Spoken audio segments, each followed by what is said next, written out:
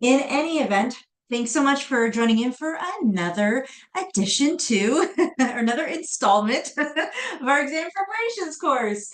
I hope everybody had a fantastic weekend. And for those of you that were oh so lucky, I guess, to have a long weekend, or maybe if you celebrated the Easter holiday, I hope it was wonderful, no matter what you did, how you did it, who you did it with, and all those good things. Alrighty, as we embark, finally, said nobody but thought everybody, as we embark into Unit 3, I thought that this expression, this quote, this image from dear Mr. Albert Einstein is so suiting because it's not only relevant to your journey, I'm going to say our journey because we're all in this together, but as well speaks volumes to really the context, if I may, the theme of this particular functional area. So education, it's not the learning of facts. It's rather the training of the mind to think. And funnily enough, today we're going to talk about these learning theories and how our minds actually get socialized and trained by us and our subconscious. Yeah, anyways, whatever. I think you know what I mean.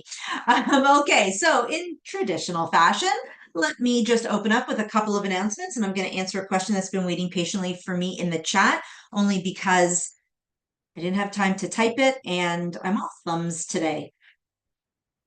First and foremost, if you did not already realize, next week is our mid-study break. Holy wow, did time really just kind of, go quickly? So that being said, given circumstances, have you, as I mentioned before and in an email, next week I am going to be hosting bonus open, I'm going to say call it lesson/review/me being there for you. I did send out an email and I'm dropping it in the chat now again, a form, basically me to poll what you would like me to do during this time. Let me know what you think. Let me know what you need, more importantly. And again, you'll find the link in the chat, but I will email it to you again as a follow-up. I've received thus far 4 entries, so I have enough content to work with, which is fantastic. Now, right now on the docket, I've got Tuesday, Wednesday, Thursday evening, completely optional, completely elective. All will be recorded. All will be available by means of the recording at minimum. For us to have like these kind of, high level review. Let's kind of recap. Let's revisit content from Unit 1 and the first section of Unit 2. I might be adding Monday at the risk of making everything too personal. And I don't mean to, I guess, make it about me, but I'm supposed to be traveling Monday evening. I might be postponing my trip. So if I'm not on a plane, I'm going to add Monday. That's the only reason why I didn't add Monday, because otherwise I'm supposed to be on a plane. It's my baby's birthday. And I'm going to visit her at school. Anyhow, but I might postpone it. So I will let you know. I should know tomorrow. But again, in the chat, you will see there is a Google form link, and I'd love to hear what you need. And I want to make sure I meet everybody's needs. So weigh in and tell me what to do. Let's begin Unit 3. Alrighty, so I do have a question coming in. I don't know if it was a little bit more one-on-one, but anyhow, I was being asked, do I facilitate classes on the regular? No, not usually, because I'm kind of just more so on the back end, running the business, doing the design, and trying to be, if I will, I guess, the puppet master. I'm kind of always on standby for circumstances like what we fell into now. But other than that, but I'm always, available for all of our learners, all of our customers. Questions coming in. What are the times for the bonus sessions? Yes, they will be from 8 to 9 Eastern time. So I will copy all the information that I shared last week, and I will resend it again. So I'll make sure that everybody is up to speed and has all of those reminders, even at the risk of being terribly annoying, so that, of course, you have everything easy breezy at your fingertips. But also just take a look in case you need to before I can resend that information. I did email it out to everybody last week. I wish I could remember the date or the subject line of that email. Maybe just search messages from me. They're all love letters from me to you. I hope everybody over on the East Coast is okay, because all of us in the Southeast and I think even up the East Coast, we're all getting hit with some pretty icky weather. So everybody hang in there, and I hope that you guys are all okay. Okay, let's talk about Unit 3. Unit 3 is all about, if I may, training, education, succession planning, talent management, performance evaluations. Having said that, who likes that stuff? Maybe who does this in their jobs? So when you think about employee development, orientation, onboarding, training, education, like I said, performance evaluation, succession planning, talent management, who likes all of this? Or maybe yet tell me if this is, I don't know, making your teeth sweat. So how do you feel going into this? Okay, Lauren saying, I do. I'm going to echo you. This is my jam. I love it. Okay, we've got Amanda and Tina. Couple more classmates. It's coming in fast, so forgive me if I'm not giving you that shout out, but please know I'm seeing it. Amazing. Oh my gosh. So we're having a lot of love. This looks okay. This is amazing. So anybody thinking, I don't love this?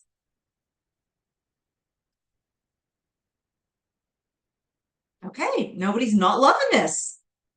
I sound like McDonald's, right? I love this also. No surprise. Well, as much as I would love to tell you where your love is going to really drive your performance in the exam, I can't. Unit 3 is the smallest weighted area or the lightest weighted area. I think that would be proper English. I'm so sorry that where your love is, because love drives understanding, ingestion. This is really not going to make a dent in your performance on the test. PHR, and you know what, I'm going to go as far as say SPHR, folks. This is making up 10, no more than 12% of your overall score on the exam. Now, let me just explain why I did what I did with my red pen. SPHR, folks, generally speaking, employee development as a functional area is weighing 23% of your overall exam. And this is your second heaviest weight technically, but most of this 23% is attributed to employee engagement, employee and labor relations, which we will see in Unit 5.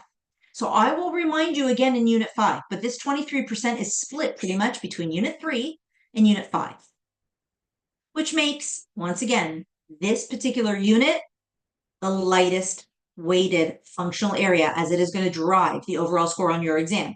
SHRM goers, if I have any, this is equivalent to Unit 2, Unit 4, and Unit 5. So basically, this is second. It's tight with all the other units, but it's second to Unit 1. In any event, I want to let you guys know. I'm sorry. I wish it weighted more. Questions coming in, which is so sad because it really is very important in the world. I agree. In fact, we're going to talk about that. And we're going to talk about that with, I don't know, some tears in our eyes. But I am with you 100%. I mean, we all need training in every respect, whether it's learning how to ride a bike, learning how to, I don't know, use PowerPoint or Zoom, down to, well, of course, how to foster a rich environment for all of our coworkers and our cohorts and anyhow, whatever. Okay, so we start this first section, which is really jam-packed in only 18 pages, talking about training and development in the company. So please, put on your entrepreneurial hat. We need to put on that business acumen hat. You want to come into this content not only as a passionate trainer and a love for training and education and development from an HR lens, yes, but you want to come in thinking like, okay, if this is my business, and frankly, this is how I put food on the table, so I need the business to thrive and be profitable. What is your perspective on training and development? And let's just call a spade a spade. It's a tremendous cost. But we'll talk about ROI as well. So Speaking of which, we're going to take a look at that strategic alignment wearing our business hat, which is critical. We're going to bring back in Unit 1. We have to take a look at ROI. We have to take a look at cost benefit. If we cannot justify it, then our CFO is going to say, which I've actually had a CFO say to me before, you're nothing but a cost and one that I need to eliminate. And by the way, boy, did that give me the warm and cozy and fuzzies when I was told that. We will take a look at Addie. We'll also talk about why maybe Addie is a thing of the past and how Sam has come in. Although you're not going to see that on the test, so don't let me get carried away. If I do, just say, Jen, you told me to warn you. And more importantly, as well, as we wrap up this section, we'll take a look at the 3 levels of training. Large, comprehensive, down to very granular and individualized. May I ask you, because no doubt you've already read this entire first section, and I'm not being condescending and I'm not being sarcastic, but would you say, in your opinion, please, this educational program, this exam preparations program, is it training or is it education? What do you think? This exam preparations program, is it training or is it education? Okay, so I have one classmate saying training, second saying education. Well, there it is alone. We have a bit of a debate. Lots of people weighing in, saying education. Ooh, we've got both. Okay, I love it. Always safe to kind of play on both sides, right? Most of you, though, are weighing in with education. Okay, we have a classmate saying, but I didn't know both was an option. Fair enough. You're right. I said training or education. Fair. So we have some people going rogue. It depends. Oh, I love it. That is actually a good point. Alrighty. Training, technically, and forgive me, typo on my part. So let's just edit that. I apologize. Training is when we're really talking about upskilling. We're really talking about honing in on and polishing skills or knowledge. Maybe we're thinking of a particular task, particular outcome. So we provide, for example, training, let's say on how to operate a forklift, maybe Microsoft Excel training. Okay. You might say, but you are training right now on how to answer the HRCI and SHRM exam questions. We are doing exam test taking skill training. Agreed. Education, on the other hand, is larger. It's not necessarily about upskilling. It's not laser focused on one particular outcome, such as a forklift or Excel.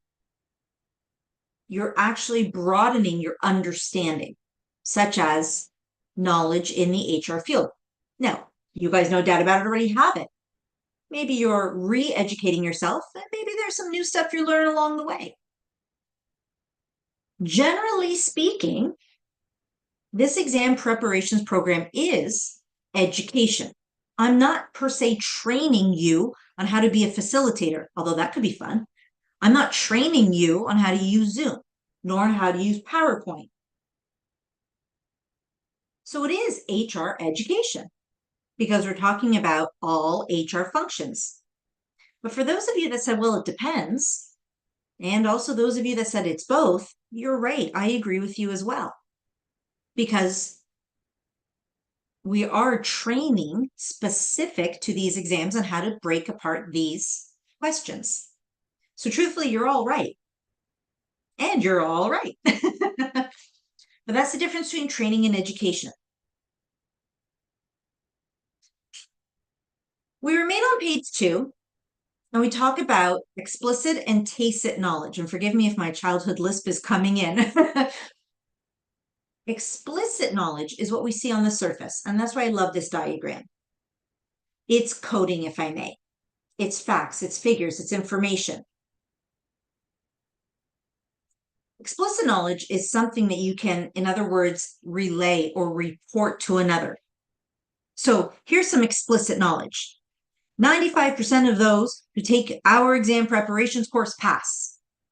Just facts.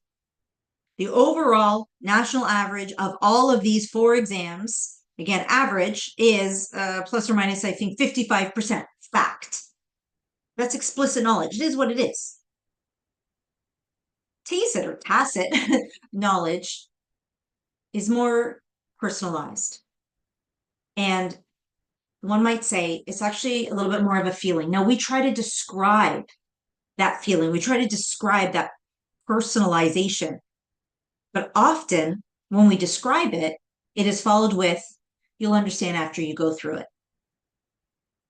So this reminds me actually kind of like a roller coaster ride. Fact, roller coaster ride might be 90 seconds. Fact, you have to wait an hour and a half in line for that roller coaster ride. That's explicit. However, if you're trying to describe to somebody what that roller coaster ride is like, you're trying to say, okay, listen, you're going to creep up to the top of the peak and it's going to be thrilling and you're going to be so excited and you're going to be so glad that you waited in line for that hour and a half. And then all of a sudden the drop is going to come and your stomach's going to fly upside down and you're going to be thinking, I need this to be over super fast and I regret, ever having waited in line for those 90 minutes. And then it's going to come to an end. Oh my gosh, you'll understand when you go through it, but you got to do it. That's tacit knowledge. It really is experiential. And it's interesting because let's just fast forward about 2 months from now. I'm going to be hosting a tutorial with you all, and I'm going to be sharing with you what the exam experience is like. And I'm going to try to paint a picture, and that comes from my experience. And it also comes from facts. But the truth is, while I'm going to try to paint that picture for you so tight, and I'm doing it every single time we speak, you're not going to know until you go through it. I'm being told to pronounce tacit. Had to look it up. Oh, okay. Thank you. Maybe I will look it up and I'll get one of those auto dictation. There's a handful of words I just cannot pronounce. Synonym. It's one of them. Anyhow, but thank you. Thank you. So although I received a comment as a private message in the chat saying training is so important and it's too bad this is such a light-weighted area, now we get to circle back to the importance of training. Irrespective of who is conducting the training, whether it is a quote unquote trainer, whether it's in-house or it's outsourced, or if it is a leader who is allowing somebody to shadow them, whether the training is really thought out of and methodical and intended, or it was a little bit more incidental because frankly, we're always having on-the-job training, even if we don't realize it. I would argue training is imperative. I would argue that there is endless value add to training. And I believe I can speak on behalf of many of you to say you would agree. And it's interesting because we have to ask ourselves, when money is tight, which it is, especially now more than ever, and resources are also limited, who deserves the training? And it's not just training. Please think about retraining. I think training is like oxygen. We always need it. In fact, we thrive on it, and it contributes to survival. Survival in your position, survival in the organization, survival in your profession. Now we see here a list of really who's going to be receiving training. So we have new incumbents, and we'll talk about the difference between onboarding and orientation later into this unit. There's always technical training. In fact, I'm going to be getting technical training tomorrow, and I'm really looking forward to it. I love it, especially when individuals in an organization, they transfer over to new roles or they accept new responsibilities, they have a new scope. When we see changes, for example, if there's a merger and acquisition, we're adopting new technology, if we are advancing in any way, shape, or form. But it begs the question. So I want to put this out there. I'd love to just pick your brains if I may. Who do you believe is more worthy or more in need of training? Would you say high performers or low performers?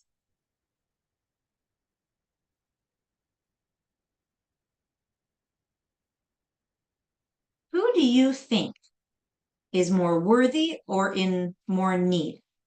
High or low performers? Okay, so we have both, but definitely low performers. We have a you got me thinking. High performers who know more. Okay, we have low, low, both, depends, high. Okay, oh, it depends on successorship. You all bet. Both. If you had to pick, it would be high. Double loaded question. I know, right? I'm good at that. Skill or will? Ooh. Okay, you didn't TM that, right? I totally have to use that. Um, different learning objectives. So both. Okay. Okay. In the interest of time, I'm going to stop reading out loud. I think a lot of you can see what's going on in the chat. And I'm eyeballing, I'm receiving everything. So guys, first of all, thank you so much for contributing. And I always love, having everybody engaged, but it really does make you think. So I love it, seeing that somebody went, okay. You got me thinking. And the second part, as you see on the screen, to this critical thought is, do you think training is a reward or a privilege? Maybe a rhetorical question, maybe once again, a fully loaded question. And maybe it also, to repeat what one of our classmates is saying, it depends. It depends on the culture of the organization. So you think back to, when we talked about culture, it might also depend on obligations, perhaps of the organization, such as unionized organizations. It is a reward. In fact, it is considered an employee benefit. So it's part of their total rewards package. I know certainly in my small organization, it is a privilege. So it is very interesting. And I'm not sure that there is any one right answer. When resources, however, are limited, we tend to provide training, funnily enough, to the high performers because we see it as a reward. And that's just generally speaking, and that's just based on statistics. Okay, so there's some explicit knowledge. However, if I may, I challenge that because I believe that if you have a low performer contingent on there being potential, and we might be able to convert that low performer to a high performer, then that's where we're going to get ROI. Now, high performers can always be even higher performers, absolutely. But it also begs the question, once again, how fruitful are my resources? It's interesting because when people are performing oh so well and the performance evaluations are through the roof, they tend to be the ones that are rewarded, let's say, with more training or education or developmental opportunities as part of their performance improvement plan. Low performers tend to, yes, of course, they're going to have a PIP, a performance improvement plan, but it's more like consequential. Unless, of course, yeah, there may be gaps in training and one says, well, we're going to get you some more training and let's see if you can improve. And we're going to give you 3 months evaluation. We'll circle back. In unionized environments, very often training is actually an obligation. It is part of their negotiations that individuals receive X amount of hours of training. In fact, and I can't release the organization, but we are actually hosting this exam preparations program for a private corporate company. They're unionized. And this is just one of their rights for education and to get certified. It's very interesting, but it's very important to know, once again, who is your audience and what are the circumstances. It does change the tone. Now, of course, and again, we're circling back to Unit 1. there is strategic alignment. And this makes or allows us, we bounce over towards page 5. And more importantly, take a look also what is on page 6, which we'll see in the slide deck in just a matter of moments. We need to do a needs analysis, which is costly, but we need to do a needs analysis from an HR perspective, from that training and development and opportunity perspective to say, okay, where do we have deficiencies? How grand or granular might those deficiencies be recognized? Where do we see we are lagging quite possibly in the space? Do we have low performers with tremendous potential? If you guys recall back from Unit 1, there is a strategic management process. It was 6 steps. Step 2 and 3 were conducted simultaneously. And what were conducted really was, in other words, a SWOT analysis, where you're identifying from a core competencies point of view, your strengths and your weaknesses. Can the weaknesses be converted to strengths? Because if so, fantastic. Then we're going to get a return on the investment of that education or development to improve output. But once again, it has to be aligned with the company's strategic goals, vision, mission, values, and strategic objectives. That's what's key. So once again, having a seat at the table as a strategic business partner, as we HR individuals are, we need to make sure that we are once again still contributing to the bottom line of the organization. Otherwise, we're not going to be allowed to drain the bottom line with financial resources. Financial resource is a core is a distinctive resource. Just as competencies are, so too are finances. We have a couple of issues that we absolutely need to address. And SPHR and SHRM SCP folks, this is especially critical, I would say, for your exam and the lens that you're going into your exam with, because this is strategic. So remember, whenever you see the word strategic, while it is fair game for any exam candidate, it's particularly, I would say, a red flag for senior level exam candidates. Hence again, being strategic, senior level. So we do have to address the issue of why should a company sponsor the training? In other words, how does the training further the strategic objectives of the organization? How is this particular training or development or education, again, all those words I want to use synonymously, going to propel the organization in the direction that it wishes to go in? We have to be prepared to answer those tough questions. We may not get leadership's buy-in otherwise. Likewise, we'll be asked, what should be offered? To that respect as well, what employee performance are we going to see result from these offerings? Should we see customer service being offered? Should we see technology development, coding, algorithms, AI, for example, being offered? Should we see multitasking? The question that we actually already kind of combed through, who will be trained? High potential, low performers?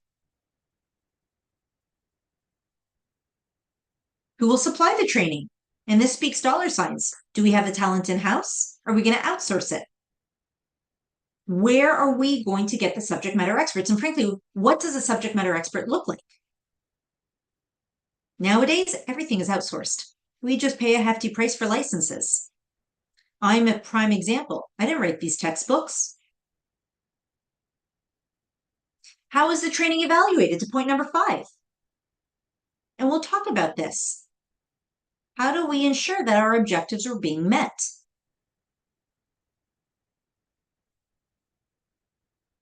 And what incentives will motivate trainees to learn? Do we threaten them saying, well, go through this and soar through the roof and do phenomenal and get certified, for example, or you don't have a job on Monday? And that doesn't really vibe well, especially with, I would say, the up and coming younger generation of workers. We need gamifying kind of mechanics. We need business applications. We need engagement. Every LMS really has elements of engagement. We have reward badges. Look at Credly, for example. Fun learning experiences. Otherwise, it's boring. Buy them lunch. I'm so down for lunch. I love that. Here's a funny story. And I don't want to chew up your eardrums, let alone our time with, too many antidotes. But I think I mentioned to you in our last lesson that many, many years ago, I think we're going like 15 years ago or so, I was outsourced by our provincial government public works department to design and deliver and then evaluate various different soft skills kind of training. So here I am delivering training. It was a small group of people. Remember the good old days when we actually went in person and we did things like live and we actually got to look in people's eyes? But here I went in person. I had about 17 people or so in a classroom and we were doing conflict resolution training. A little bit of a difficult topic. Anyhow, be that as it may. And at the beginning of, our first day, it was only 3 days of training. We went around the room in this small, intimate group and just did some introductions. And I asked everybody as well, why are you here? So aside from the fact that they had X number of dollars in their wallet, so to speak, to spend on training, they chose this topic. So I asked them again, why did you choose this topic? Why are you here? And I had one individual who, in such a funny, dramatic way, had just made such a ruckus, basically had said, I'm here to spend my last 3 of 5 days doing nothing because I'm about to retire at the end of the week. And I really actually just didn't want to work.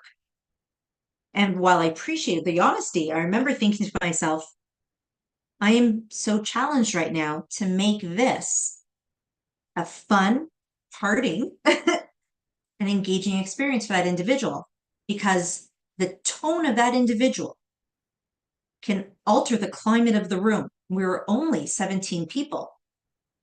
And I don't want that individual to ruin it for the other 16. It's a very, very challenging task.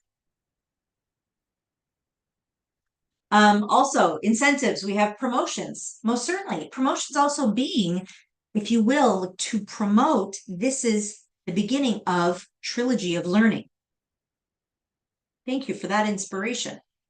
As you see on page 6, here we have the connection of training. Again, we're going to make this synonymous with development and education. Any investment into our human capital, once again, as a primary resource, and how it impacts other functional areas. This is just bringing everything full circle. And FYI, you are going to see a similar like diagram when we get into Unit 4, which talks about compensation. IBM, I think I mentioned this, has a fantastic in-house offering of their internal academy or university. IBM does a fantastic job at investing in their human capital. And they do get a return in so many elements. They see it in longevity. So the question is, where's the money coming from? We're introduced to a couple of key verbiages here. We have fixed amount, where you're going to have leadership, CFO saying, this is how much money you have for training. Typically, this may be delivered to the training department if the company has a designated training department. I remember one year when I was working for a shoe retail company, it was myself and my manager for the training and recruiting team of 2. And we were given a budget of it was a really weird number, like 53,786 and 12 cents. Fixed amount. Boy, did I accrue a lot into the next calendar year. And it's almost like a use it or lose it. And you want to use every last penny. Sometimes Training may come from an operating budget. And this may be from operations and operations putting various different personnel and departments through training. And then there may be just an operating department that we contract these services, and training actually becomes a little bit more of not so much even a cost center, but almost like a profit center. But the truth is, it's all blue money. It's all money within the organization. It's just basically whose P&L is it coming from? It's all blue money. We do always want to be able to deliver the cost benefit. It is very interesting. Full disclosure, years ago, when I wanted to start to provide Coach's Corner review sessions, we used to call them open mics. That's how long ago we were doing this. But in any event, I have a budget. I'm sure just like you do. I only have so much money I can, spend on payroll and development and incidental costs, what have you. And I needed to go to my leadership team, to my CEO, and deliver the cost benefit of offering these additional Sunday evening Coach's Corner review sessions. Because it's not just the delivery, but these are organically designed presentations. So I spend a lot more payroll money as well in the development and just a lot of back end work. I'm sure you can imagine, right? We're all in the same boat. It's very important to demonstrate, and it's very hard to demonstrate the benefit because the benefits aren't always easily calculated. When we do, for example, conflict resolution training, multitasking training, we do communication training, we do anything kind of soft skill or interpersonal, we may have a very difficult time calculating those benefits. And we probably need a tremendous amount of research, which takes us back to the last section of Unit 1, by the way, to demonstrate the benefit of delivering, if you will, let's say interpersonal training, is we're investing in people, we're going to have reduced turnover rates, look at the research and so forth and so forth. When it comes to satisfaction and retention and engagement, those costs aren't easily, or not the costs, so I should say the benefits aren't easily calculated. An easy one sure is safety. You go up to, let's say, your CFO or anybody in leadership and say, I need 5K to do safety training, or OSHA's going to come down on us because they can fine us upwards of 50,000. Boom, done. I'll empty out my pockets right now. So it really does depend on the topic.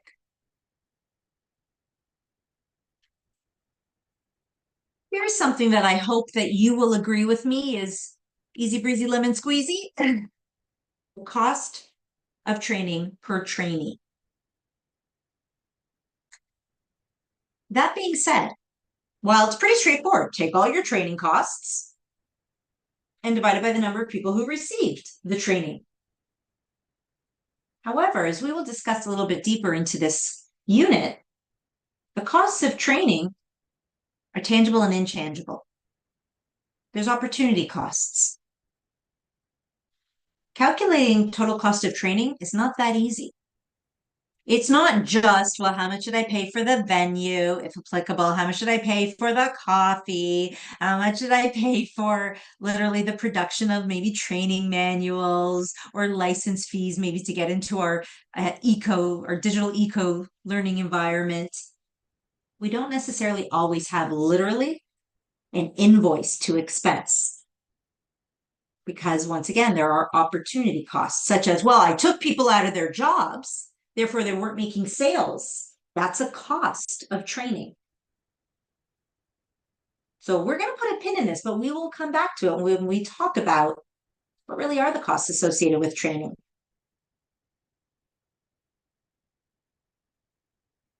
Of course, we always love, as a spin-off to the cost benefit, the ultimate ROI. Did I receive a return on my investment? What am I going to do with this information? Next time I want to propose a similar like training, and I need to do that cost benefit kind of presentation. We do need to justify why training needs to exist. Now, you and I, we probably have a bias. and we know why it needs to exist. But when we're going and we're asking for money, boy, do we need to demonstrate how is the training that costs X, Y, and Z going to impact the bottom line of the organization, help the organization be more prosperous. This will help the training department make decisions. What are we focusing on this year? And why? And what will it cost us? And how will we reap the benefits of this? Where will we see those benefits? Let me give you a moment to be in your own minds. With our very first knowledge check question of the night, which of the following would be considered an indirect cost when analyzing the cost benefit of a training program? Would it be lost production time, the cost of the facility, the training materials, or if there's any meals included, maybe in the training? Indirect cost.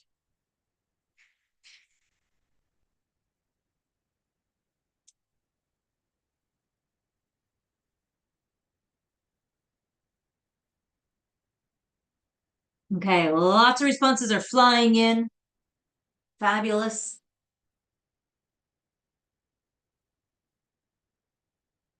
Okay, keep it coming. Excuse me if we're going radio silent.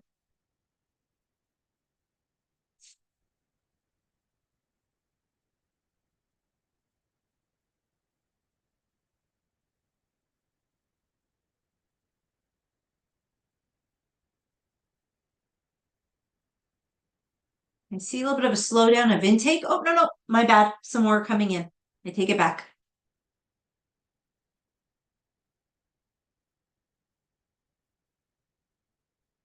Okay, I'm going to repeat it. No, some more is coming in. Okay, super. Well, I do see a slow intake, so I think that that is my cue, and I hope I'm not cutting anybody off. Let me respond to how, or let me react, I should say, to how you are all responding now that you can see. Nobody weighed in with C, at least not that I saw. So forgive me if my eyes missed something, nor D, in that you have identified C and D to be direct costs. In other words, I will actually have an invoice that I need to pay. Production time or lost production time, which is lost opportunity, it is indirect in that it's not directly associated per se with the training, in that I don't actually have like an invoice, an accounts payable invoice that I need to pay. It is a training cost. It's just that intangible per se, indirect. So like right now, the fact that I'm delivering this lesson, which I'm so happy to be doing, so don't get me wrong, but I'm not doing other work. I'm not doing my marketing plans. I'm not developing the Hive for my April courses. I'm not doing some of my back end work. So that's lost production. Okay. So we like A, and most of you did. The cost of the facility. Now, this is under the assumption that we are paying for a facility. Maybe we're not doing the training per se, on site. And so we are renting a training facility of any kind, whether we're at a hotel or literally just like a training location, be that as it may. If it's not ours, we're paying somebody for that rent or that rental, if I may. That is a direct cost. We're literally going to have an invoice and we literally have to pay it. So in that case, I'm going to rule out B, which makes A the correct answer, and that's why. So if anybody got a little bit tripped up with the question and you're thinking, oh yeah, that makes sense now. If you had troubles and identifying which is an indirect cost, reverse it. Then which of the three are direct costs associated with training? And to put it differently, again, for anybody who weighed in with anything other than A, think about if you're planning a party. And I'll give you a personal example. It's going to sound really silly. My siblings and I, and in-law siblings, but we are literally right now a month away, but we are planning a 50th wedding anniversary for our parents. So we are actually calculating all of the costs associated, the venue, i.e. the meals, the invitations, the centerpieces, et cetera, et cetera. Those are direct costs associated. An indirect cost would be, I guess, where we're, directing our attention or our efforts from other things. Questions coming in. So is it safe to say, I'm being asked, so to say what directly goes with the cost of training itself, like a direct link? Yeah. So a meal, if we're reimbursing for travel, again, like the facility, production of materials, if we need to rent AV equipment. Lost salaries, that's an indirect cost. Opportunities, such as sales are not being made, other work is not being done, that's an indirect cost. Anybody we hire, such as a subject matter expert, direct cost. Good, good, good, good, good. Jump over, please, with me. Over to page 12, where we take a look at the systems model of training. Truth be told, this is a little bit archaic. This is old. I wouldn't stress over this, but we want to immerse into absolutely everything, so let's unpack it. There are 3 phases, as you can see, and they're kind of color coordinated, but I'm going to draw here on the screen to help. Our assessment phase, one might even say, this is where we are brainstorming and brain dumping and doing a needs analysis and just trying to assess, where are our deficiencies? Where are our inadequacies? Have we identified the culprits? Do we need training? Will training solve the problem? And if so, what do we hope to accomplish out of this? That's where we are basically it's our initial norming and storming, if I may. Once we answer all those hard questions, and that is very hard, and we probably have to, do quite a bit of interviewing, if I may, especially with those that may be reporting problems or trying to identify exactly, once again, where is the gap. Then we're actually going to start preparing training, assessing who is going to be our audience, and conducting the training. Now, every step of the way while you're conducting training, you are evaluating after every module, after every day, if there are multiple days, after every, if I may, knowledge check. Every time you are trying to evaluate, are my learners getting what they're supposed to get? You're constantly evaluating. But according to this model in particular, we see evaluation is the 3rd phase. And in particular, we want to ensure that our outcomes met our objectives. And to be honest, we will craft our objectives based on our already predetermined outcomes. This reminds me very much so of writing an essay. I remember when I was in high school, I had an English teacher that said, when you are about to start actually penning an essay, and you've done all of your research, and you know what you're going to prove, but maybe you don't know how to articulate your thesis, you write your conclusion first, because you already start saying, so in conclusion, sky is blue based on the following research. And you make that concluding statement, that helps you craft your opening statement. Well, in training, it's no different. It's like me saying, at the end of this 16-week exam preparations program, you will be equipped to be successful on your exam.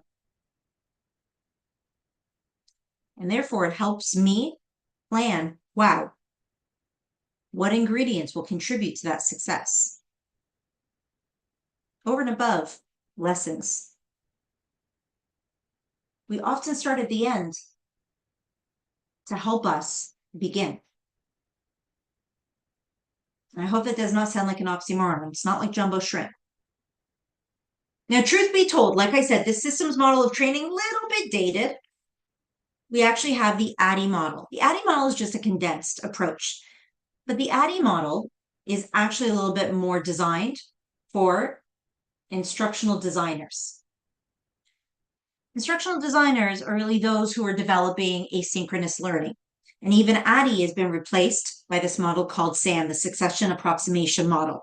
Again, really speaks to the language of instructional designers. If you are an instructional designer, you know of anybody that is, if you've even dabbled with a possible career path, then you know what I'm saying. If this is all new content to you, please do not stress or feel overwhelmed by this. This is not imperative content, but just facts that I want to share with you. ADDIE stands for assessment, kind of like what we said before in that first assessment phase.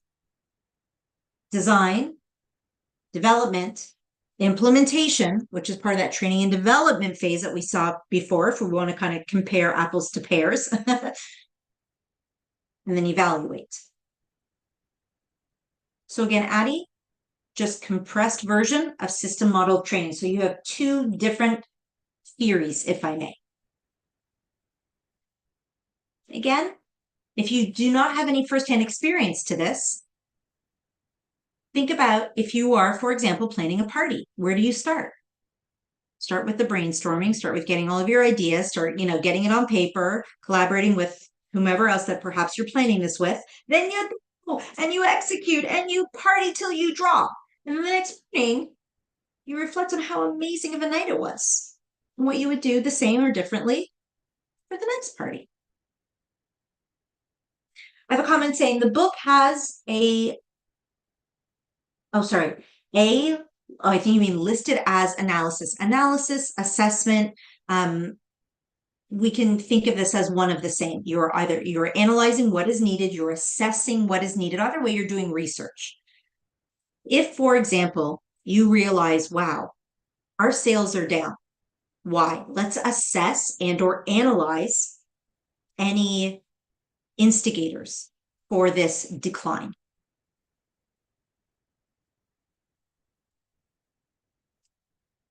Super. Thank you. Thank you. So speaking to that, we want to assess and or analyze our training needs. And this brings us, as you can see, onto page 13. It's going to take us for the next couple of pages and pretty much close this first section. This is nested. This actually reminds me, I can't pronounce it. I think it is a Eastern European doll that I'm thinking of. Maybe it's Ukrainian or it's Russian. Anyhow, be as it may. And I have this little doll. Anyways, I'm not in a camera mode kind of look right now, but you remember did you ever have one of those dolls, like those wooden kind of like shaped dolls where you take off the head, there's another smaller one inside, and you take off the head, there's another one inside. I think it's called like a kartoshka or something like that. The Russian nesting dolls. Okay, I have one. I actually had a classmate who bought me one as a holiday gift because I was referencing it. And anyways, another different story for another time, but that's basically like what this is. We want to just keep peeling off the nesting doll head or peeling the layers of the onion. We have large scale organizational analysis. Is the company achieving its goals? Why or why not? Full disclosure, our organization, we're going back to 2018, had a strategic goal and objective to really, I would say, become a competitor with lynda.com. Lynda.com was an educational source, kind of like Udemy. In fact, that was one of their competitors. And we wanted to go up against them, but in the HR space. So being limited a little bit more just to training, learning, education that organizations could also buy into. And as a multi-tenant, bring into their organization, but from an HR lens, limited to. LinkedIn.com actually ended up getting bought by LinkedIn, if you're not familiar. Be that as it may. This was an objective back in 2018. Suffice it to say, in 2022, it wasn't thriving. And we had to take a really good look from a comprehensive place, bird's eye view over the entire organization. Is this contributing to the bottom line of the organization? We're spending a lot of money. We hired this huge team, a CLO, multiple instructional designers, made a huge investment in our LMS. Are we achieving our goals? Because our goal as an organization was to become the next educational destination. The answer was no, sadly. Great, you win some, you lose some. Now, of course, in doing that, again, we took off one head of the Kartoshka doll. I think that's how you say it. And we had to take a look at the task. Did we have the skills that we needed in order to accomplish the goal? Now, at the time, the answer was yes. Initially, we did not. We hired everybody. We had a team of like 17 people. And so the answer went from no to yes. But when the answer was no, we had to get a little bit more granular and we looked at each individual and we said, do they have strengths? Do they have weaknesses? Can we convert those weaknesses into strengths? Truthfully, you can start at any level. You can say, this is our company's monstrous goal. Let's take a look at the individuals that we have. Then take a look at the task. Ideally, you really do go from top to bottom. Company-wide, task, and then individual. But this helps us understand, once again, where are the gaps? How do we fill them? And is training going to help fill it? The organizational analysis, as you can see on the screen, will take a look at what are the problems that the company as a whole is experiencing. Where are the problems located? Do we have any effectiveness issues? Are we having succession planning issues? Do we not have the right people in the right place at the right time with the right skills, knowledge, abilities, behaviors to help the company in its succession plan? I got a little bit carried away over the weekend, binge watching the second season of Buying Beverly Hills, if anybody is a fan of the Umansky team. But they realized they have a succession plan for when the CEO retires. No, they have the human capital. It's the best, right? I know, right? Joey. Anyhow, maybe the problem rests in the climate. When I worked for a shoe retail company, it was in the climate and the culture for that matter. No training was going to fix it though. And remember, climate, kind of like the climate outside, it's adaptable. Culture, not that easily adaptable. Now, from a task point of view, we take a look at effectiveness. And again, how impactful might that task be? What are the criterion, though, that we are analyzing?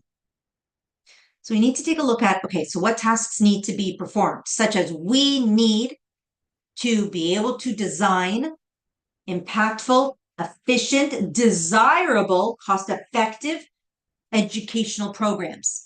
How are we going to do this? We're going to do it in-house. We're going to outsource it. What is that going to cost us? How frequently are we going to do this? Are we going to be proactive and basically tell people what they need? Or is it going to be on demand? Are we going to solicit requests? What is the quantity? What is the quality? We had a goal, back to what I told you about our educational aspirations. We had a goal of having a minimum of 100 educational programs available in our inventory. I'll be honest, to reach that goal in the time frame that we were given, the quality wasn't there. Hence probably why we weren't successful. We had knowledge, we had skills, but not sophisticated enough to get the job done. So we went and we hired people. We spent more than the revenue was coming in.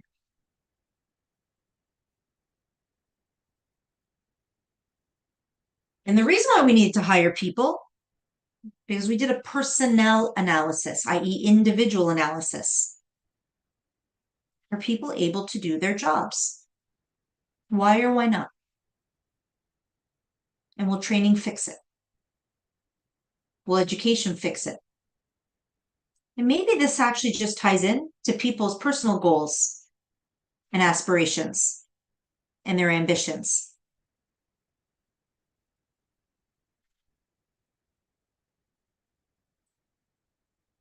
When an organization, you and me, perhaps in the position to answer, what's the company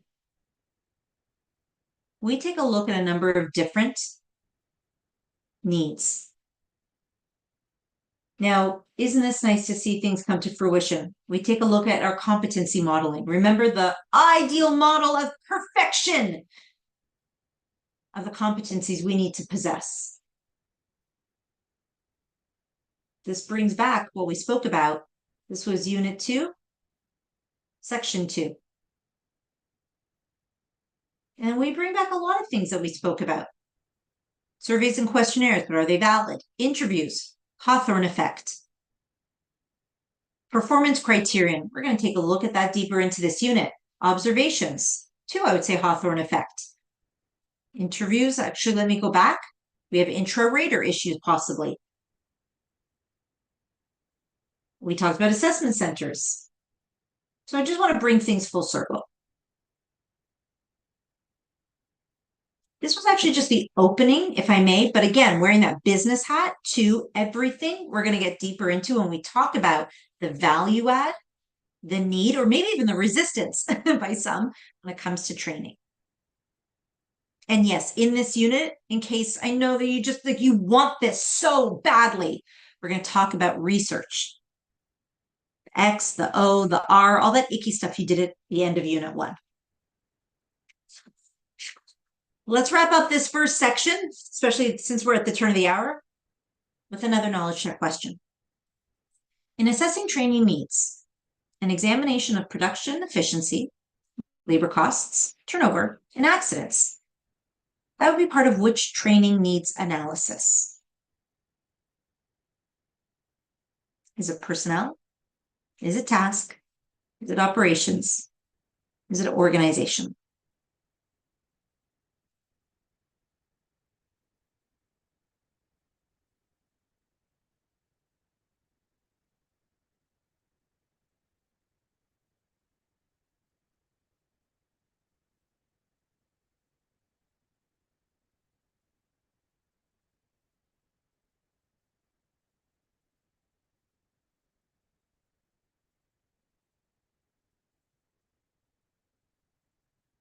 Okay, look at all these responses coming in.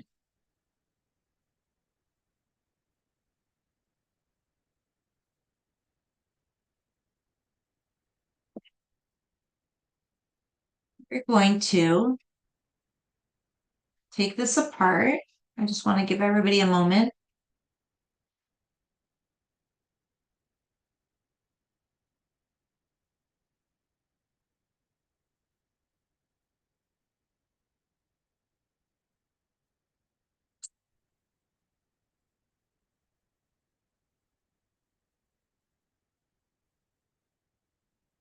Okay.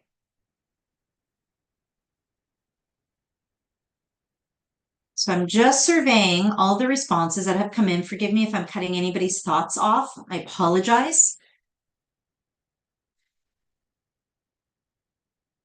Let's break this up. Your first point of attack in any question is grip the stem and the root of the question. Now, the root comes with the stem. In fact, the stem grows out of a root when you think about, I guess, like even like planting or gardening. This question wants to know, are you familiar with the 3 levels of training needs analysis? And we see it here as well. Are you familiar? Now, there's only 3. So the hope, fingers crossed, is that all 3, and only those 3, will be listed amongst these 4 possible options, because then you can just comb out, okay, yep, that's one, that's one, that's one, and identify the one that's not there at all. So even if we cheat and we take a look per page 13 at the 3 different types of training needs analysis, we see organizational, so D is going to remain. We see task, B is going to remain. And here's tricky. The third is individual, i.e. personnel. Personnel are the individuals and vice versa. Operations is not one of the training needs analyses. So we're going to get rid of C. It just doesn't even belong here. Done. Out. So that should be your first point of attack. Grip the stem and the root of the question. In this case, it is the training needs analysis. And then second point of attack is, let's just get rid of distractors. Now, we're taking a look at production efficiency. Individuals, i.e. personnel, can be efficient. Labor costs could be individual, but I don't know, plural makes me think twice. Turnover, accidents. This sounds larger. It sounds very, bigger than just the individual, especially because it's being plural. So there's some language cues in here, which make me lean towards, we're going to rule out A. Now, I don't believe many of you, if any of you, weighed in with A, or not many of you, some of you did, but we're going to rule out A. Because A is, do you need the training? Do you have any particular gaps in your performance? Are you a low performer? The training can quite possibly bring you to be a higher performer. When we think about task training analysis or needs analysis, we think about, again, what needs to be performed, at what proficiency levels, at what skill levels, and it's going to likely be a team.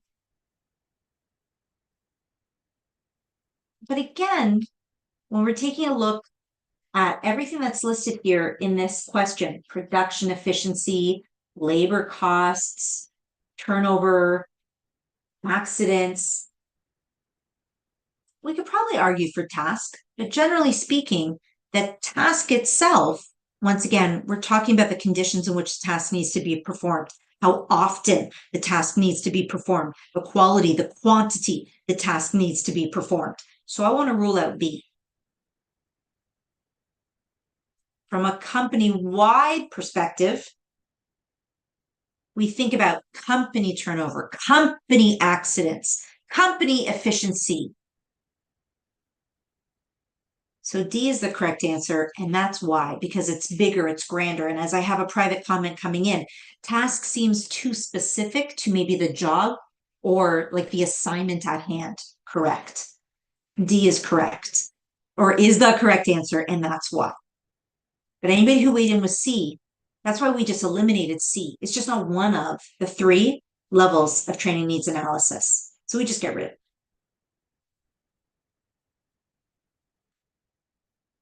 See, that's training on particular test-taking skills, blended with a little bit of education about peeling off that layer, that onion. Alrighty, guys, congratulations. You finished the first of what feels like a lot of sections in Unit 3. Woo! Okay, so please, on page 18, do not underestimate those self-assessment statements. Channel them once again into questions. Can you, and if you can, then do it by listing various different components or describing and so forth and so forth. Got to look for those wonderful adjectives and those verbs. We're going to tiptoe into the next section. Let's just get our palates wet, and we will, of course, resume where we're leaving off in a matter of 2 days. Now we're going to talk about principles. So we're going into methodologies, we're going into theories in this next section, and it's a lot. We're going to take a look at the 3 learning theories. If anybody studied psychology in college or university, if you did kind of like Psych 101, you might really get a kick out of this. We want to take a look as well, which we'll do later in the week, at learning curves, as well as various different types of learning styles, strategies. And the great thing that I love about this is you're going to be able to relate to this. Whether you are in training and education or not, you are a learner right here, right now. So we're going to make this all very personalized for you. Little bit of an introduction. These are the 3 learning theories that we're going to unpack. We're going to talk Pavlov, classical conditioning. We're going to bring in Skinner, I believe it is. I'm going off the top of my head, operant conditioning. We'll bring in social cognitive as well. And I hope that this rings some bells back from, schooling days for some of you or all of you. Each and every one of these are, in other words, reinforcement theories. And that's why we study them. That's why we need to know them. That's why the exams expect this out of us. Adult learning, the study of andragogy, is all about reinforcement. Please think about what you are going through right now from an educational perspective in this very lesson, in this very course. There are various tools and techniques put in place to reinforce the learning, even if it is negative consequences. All about reinforcement, hopefully in a positive way, though. So we bring in Pavlov's theory of classical conditioning, where we see conditioned stimuli paired with an unconditioned stimuli to generate a response. And I think that this speaks volumes. I'm going to go on the assumption, you tell me if I'm wrong though, but I'm going to go on the assumption that we all know about the dog and the salivation for food and the chiming of the bell. And then you remove the food and you just ring the bell, and then the salivation is an auto response. Well, that's what Pavlov was showing. We humans, especially again, adult learners, we pair certain stimuli with reflexive responses. I bet you guys do this, especially if anybody has a ringtone that is associated with a particular individual. So if you have a particular ringtone for, let's say, when your boss sends you an email, you're going to have a particular response, especially if you associate that chime with, I don't know, something that they need, or perhaps you're only used to hearing from your boss when things are bad. These are conditioned responses. Sadly, Pavlov theorized that we as adults, we have these conditioned responses when there's stress, when there's anxiety, when there's fear.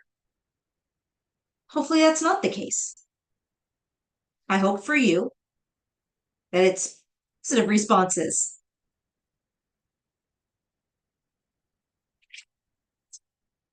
Operant conditioning.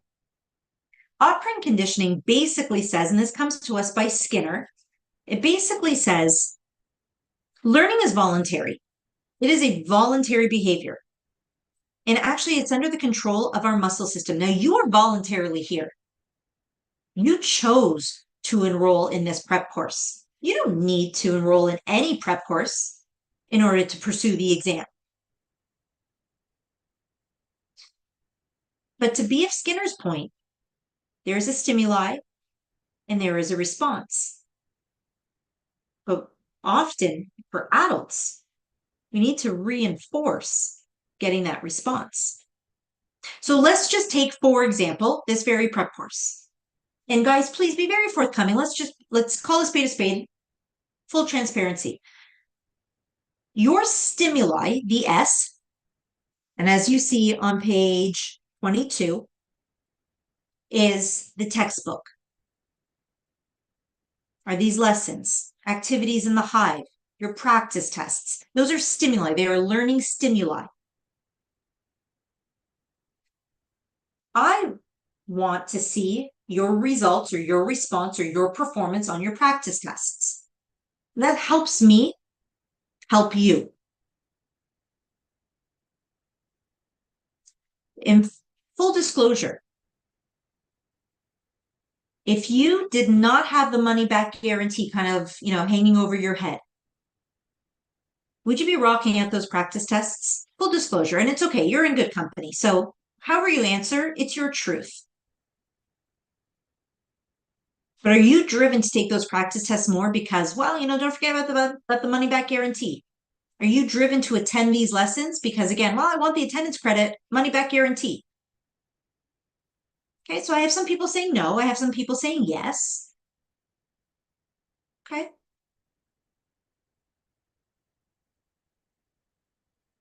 Okay. Okay. And some people are saying, no, I'm driven because I want to pass the test, no doubt. But what brings you to these lessons every Tuesday and Thursday? What's forcing you to sit down and take those practice tests, especially on a long weekend? So for some people, however you're responding, and that's fine, but either way, shape, or form, there's some sort of a reinforcement. That's what B.F. Skinner is saying. That reinforcement is getting people to respond to the stimuli. This is actually called behavior modification. We are modifying your behavior. Let me give you an example as we wrap, because I realize we're at the 75-minute mark. You know, when you go to a store, let's say Target or Old Navy, anywhere that you may shop, and on your receipt, after you buy your stuff, whatever, on the receipt, it says, "Hey, please take a couple minutes and complete our our customer satisfaction survey." Can I ask, who does that? Who really goes home, pulls out the receipt, even remembers, let alone takes the time, goes through the motions, and completes a customer satisfaction survey? Okay, thank you. Keela, I'm with you. I never do that. Never do that. If I had that much time, I'd probably shower.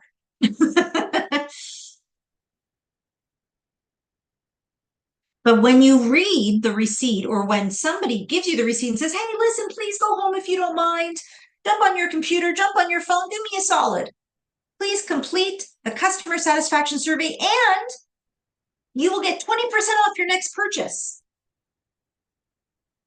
Look what Lauren wrote. It depends what I get if I do it. That's the reinforcement. That's operant conditioning. The retailer gives you a survey. That survey is your stimuli. They need your response. It helps them grow, develop their business. And it also helps them do their training needs analysis. Is it company wide? Is it task? Is it individual? What have you? They need that response from you. But like you said, I'm probably not going to do it. I'm exhausted. Are you kidding me? But when there's something in it, when there's a with them, what's in it for me? When there's something in it for you, that's the reinforcement that's going to give the retailer the response they need. That's operant conditioning. And that's your lesson this evening. I've lost, I think, about 4 people in the last 2 minutes. Really got to stick to these 75 minutes, huh? Okay, so we are going to resume as we are leaving off on we're going to talk about reinforcements. On page 23, I'm going to stay on the line in case anybody has any questions, thoughts, comments, concerns. But otherwise, guys, have a fantastic rest of your evening. Thank you once again for joining. As always, love your company. And otherwise, I guess have a great next 2 days until we shall meet again. You're the survey queen. I'm envious of you. As somebody who is very dependent on responses to surveys, I look forward to, being on the receiving end of that. So I will definitely take you up on that, Lauren. Because we'll have surveys for you guys very soon. My pleasure. My pleasure. Have a great night. My pleasure.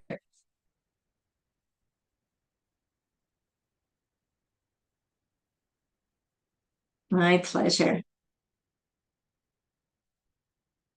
And yes, I shall know by the time we meet again next if I'll be able to add Monday to the docket for next week. And again, I'm going to send everybody an email with the link and reminder of the times and all the good stuff. But it's also in the course syllabus. Actually, that escaped me. So it's also in the course syllabus. I hope that you guys all find that helpful.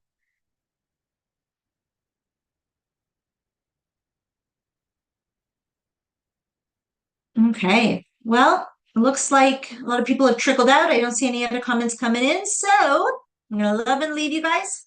Have a great rest of your night. Have a great next couple of days, and I'll see you Thursday. Bye, everybody.